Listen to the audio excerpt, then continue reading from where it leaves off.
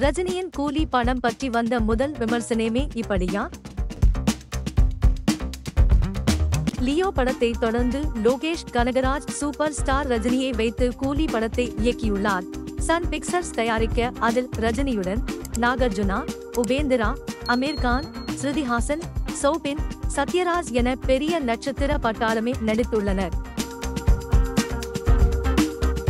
படத்தின் டீசர், திரைனர் மற்றும் பாடல்கள் ரசிகர்கள் மத்தியில் நல்ல வரவேற்பு பெற்றுள்ளது.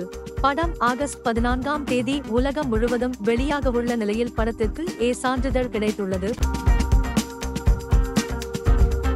தற்போது கூலி படத்தின் முதல் விமர்சனம் வந்துள்ளது. வெளிநாடு தணிக்கை குழு உறுப்பினர் உமேர் சந்து தனது ட்விட்டரில், கூலி ஒன் மேன் ஷோ ரஜினிக்கு மாசான படமாக அமைந்துள்ளது. மற்ற கதாபாத்திரங்களும் சிறப்பாகவே நடித்துள்ளார்கள். கதாபாத்திர வடிவமைப்பு சிறப்பு, கதை ஆவரேஜ் என்றாலும் படத்தின் கடைசி 20 நிமிடங்கள் மற்றும் கிளைமேக்ஸ் படத்தின் முதுகெலும்பாக உள்ளது என பதிவு செய்துள்ளார். கூலி படத்தை பார்த்த உமேர் சந்து.